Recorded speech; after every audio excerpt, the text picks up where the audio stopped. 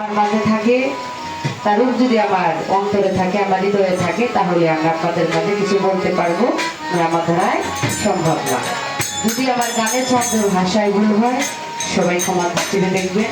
সবার প্রতি আসসালামু আলাইকুম, ধন্যবাদ সবাইকে।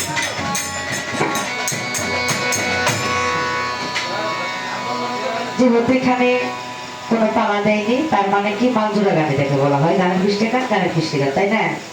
তো যাই হোক, এখানে আমার আশা আমি একটি প্রার্থনা গান গাই, সেদিন লক্ষ্য করে সবাই খেয়াল করবেন। যদি আবারও বলতেছি, আমার গান যে কেমন হবে আমি আসলে বলতে পারতেছি না, তারপরও চেষ্টা করবো গাওয়ার জন্য। ধন্যবাদ।